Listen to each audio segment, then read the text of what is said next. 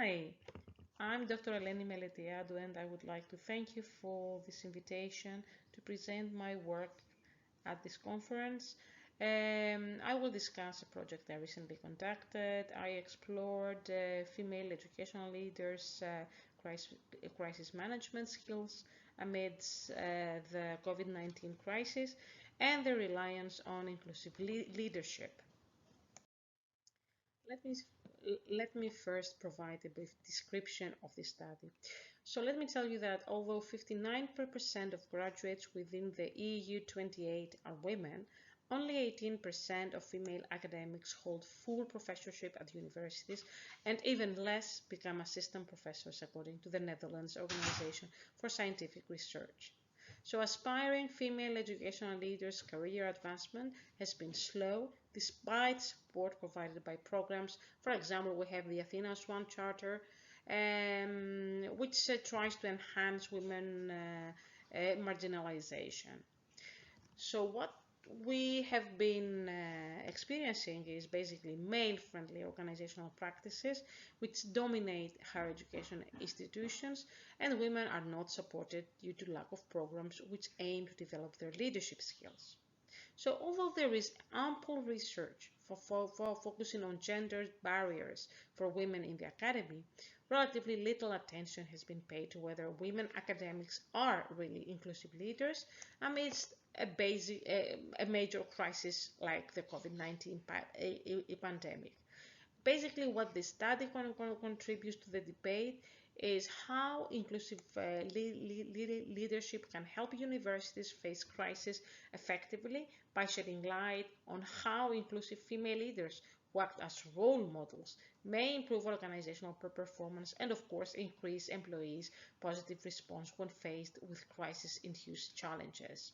So there are many issues that remain unanswered and are worth exploring in this crisis, in the crisis literature. This basically focuses on how to minimize the negative impact of crisis by leveraging it to the organization's advantage through consistent involvement of all stakeholders, for example, both leaders and followers at each stage of the crisis. So basically, what research indicates is that COVID-19 outcomes are systematically better in countries led by women due to the proactive and coordinated policy responses they adopt. In 360-degree assessments, women were rated by their colleagues as more effective.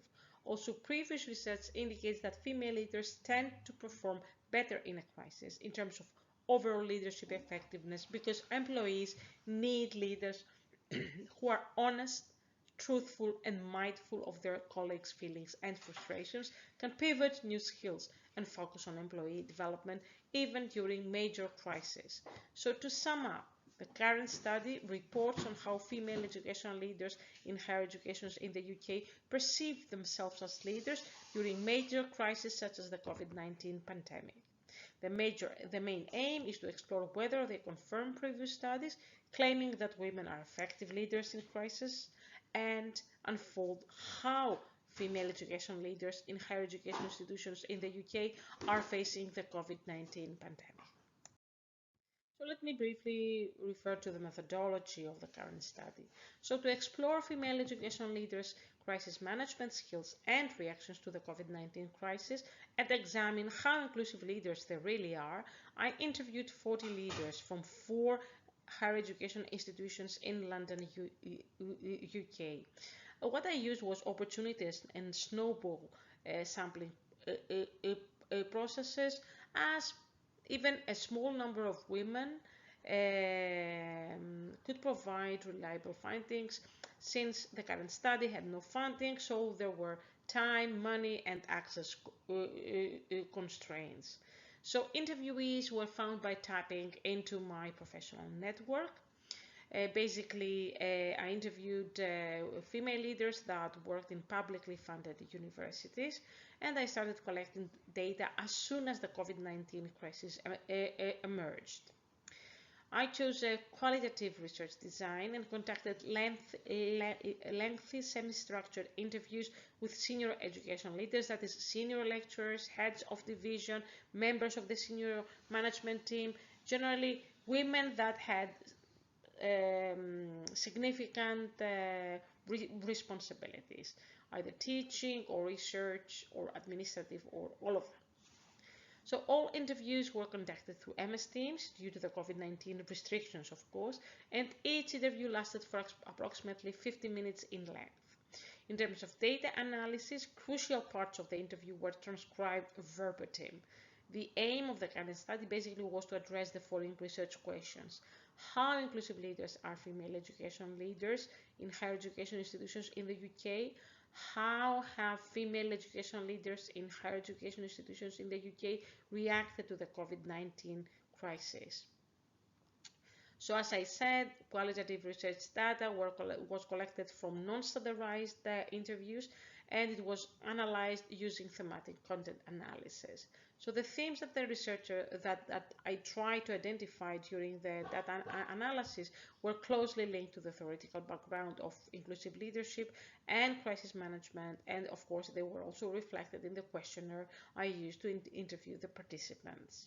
So the aim was basically to determine whether the participants in the current study perceived that they were inclusive leaders, and also to explore the COVID-19 crisis management skills. And of course, this study yielded very rich data. So let me now discuss my central findings.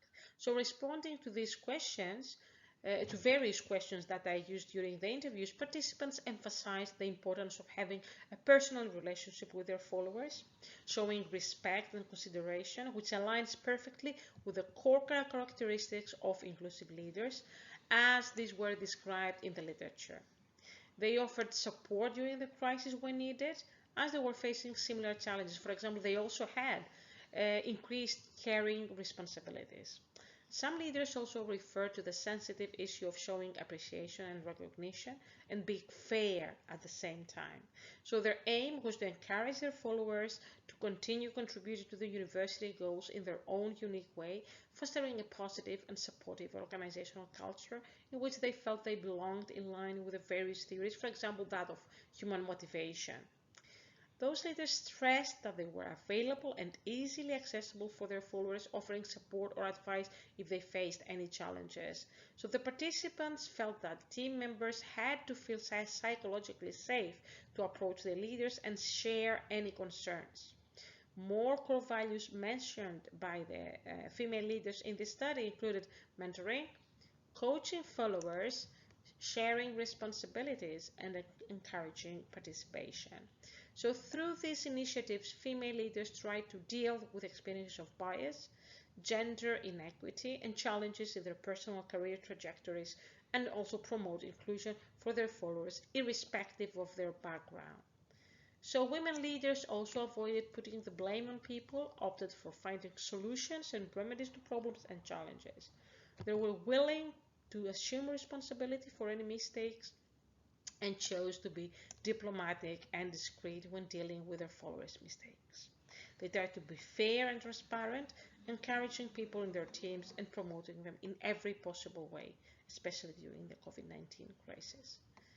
So our participants seemed to be inclusive leaders as they ensured that their employees were overall satisfied with their working conditions, in line with the theory of work adjustment, which claims that inclusive leaders develop an ideal working environment in which employees feel supported and therefore formulate suitable coping strategies when faced with a crisis.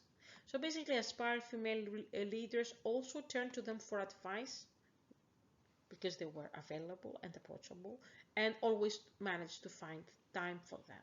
So in terms of crisis management, our findings indicated that these female educational leaders' response to the COVID-19 pandemic was dual, since leaders were asked to manage and lead simultaneously. They had to change the mode of delivery at a very short notice, promoting a proactive, crisis-prepared organizational culture, and support their members of staff, especially those who had caring responsibilities, minimizing the side effects of the COVID-19 trauma. So other leaders stressed the fact that they tried to find alternative ways to protect and support their team members, although some of them were particularly difficult sometimes to manage, increasing, of course, also their anxiety as leaders. So not everything run smoothly. Thinking long term was one also of the priorities for some of these leaders who were worried about the impact of the pandemic on the long term plans of their department and wanted to include this parameter in all conversations that they had with their colleagues. As true selfless leaders, they wanted to be present during the crisis and support their university and colleagues in every possible way, putting their personal and professional plans on hold until the pandemic was over. So these leaders had established guidelines to follow and often worked through crisis planning steps as part of their regular planning cycles. They believed that universities needed to adapt to different changes to ensure they supported students and staff, especially in terms of mental health. They believed that dealing with the crisis was a shared responsibility, so they involved everyone in the decision making and made sure everyone's opinion was heard and valued. Finally, they were also ready to make tough decisions to ensure sustainability for the university and well-being for various stakeholders.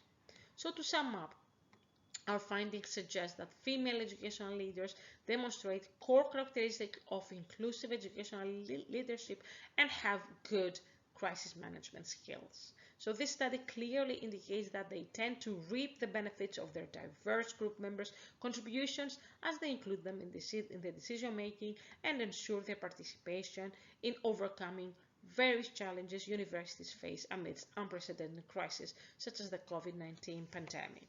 So our results, basic MISA results, clearly highlight the need to discuss how female education leaders can be supported to enhance their crisis management skills and possibly provide an example to their male counterparts in terms of how inclusive leaders can be the key to unlocking their group members' potential at the outbreak of a crisis that may threaten the viability of every learning organization and their employees' health and well-being. So inclusive leadership in universities should therefore be considered as a central pillar of the global response to crises like the COVID-19 pandemic. Let me now come to the final part of my presentation where I discuss the implications of this study and my recommendations. So taking into consideration the findings of this study, which indicates that female leaders still score low in terms of some aspects of inclusive leadership and crisis management, for example, perceiving themselves as inclusive and their own wishes for more support, I conclude that they should receive more training in inclusive leadership and crisis management skills, and they need to have the necessary resources to face unexpected situations. Therefore, genuine inclusive leadership interventions should be encouraged to trigger events that stimulate an important behavioral change in leadership style and include an explicit focus on ethical decision-making processes. Undeniably, leaders must use their authentic selves to promote an inclusive climate by role modeling inclusive behaviors for their followers, which is in line with the social information processing theory. So training of efforts should include large and small-scale incidents where senior leaders, both men and women, who are responsible for the coordination of services across units should be educated on protocols for crisis response. Universities should also sensitize and train senior leadership teams and HR professionals in universities on the gender dimensions of crisis and stress the importance of female education leaders' contribution to managing major crises such as the COVID-19 pandemic. So these training sessions should also help develop openness, availability, and accessibility as part of their organizational culture, as they will include, for example, meeting crucial everyday needs of the employees, improving the level of communication to ensure delivering valid, reliable messages in a comforting way, and the need to build a set of robust measures to emphasize mental health and psychosocial support. This aligns perfectly with the literature related to the benefits of inclusive leadership for an organization in traumatic events such as the COVID-19. Moreover, there are very significant insights for managers and human resource professionals. For example, the recruitment and selection process should focus on the identification of inclusive leaders based on the key features of self-awareness, relational transparency, balanced processing, and an internalized moral perspective. So I claim that inclusive leadership can be detected using survey-based methods, experiential exercises, and scenario-based exercises. For example, presenting an ethical dilemma to potential job candidates to assess their ethical decision-making abilities. Finally, I believe that universities should make continuous, and systematic efforts to minimize inclusive leaders' uncertainty and anxiety by offering support and professional development sessions.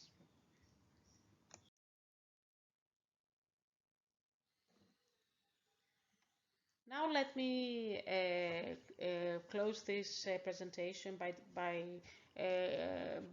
referring to the advancements in gender equality internationally.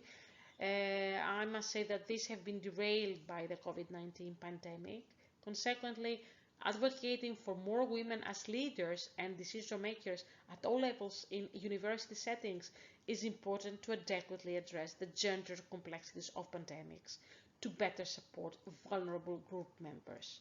So my study stresses theoretical underpinnings of the inclusive leadership style, which is characterized by supportive behavior towards employees. This inclusive environment with open behavior where leaders are accessible promotes psychological safety among followers. This in turn makes the employees more proactive, sharing, and helpful. Knowing that their leaders will support and actively listen to them in times of need helps reduce work-related stress. It is of utmost importance not just for employees but for students as well. The psychological well-being of higher education employees brings about benefits for the students because psychologically safe employees are less likely to make mistakes. It also reduces adverse events. So, for example, consequently, it is important to understand how a climate for inclusion can be institutionalized. This study revealed that the participating female educational leaders were inclusive leaders and were able to significantly influence the formation of a climate for inclusion. Inclusive leaders can help their group members understand the value of individual differences by using their elevated status to look for opportunities to support and encourage employees to apply their individual differences to improve work processes. So HR departments and university governing boards should consider taking these recommendations on board and try to implement as many of them as possible to foster gender equity, inclusive leadership, and effective crisis management. I would like to thank you for your attention, and I would like to point out at this point that I'll continue my research with female educational leaders after the COVID-19 pandemic, and I will collect their views and experiences now in the post-COVID era. I also think it's very important to explore the impact of COVID-19 on their well-being, and this is something that I'm currently doing in terms of the second phase of this research project. So I would like to thank you for your attention. Please don't hesitate to contact me if you have any questions or any concerns or you would like to participate in this study. Thank you.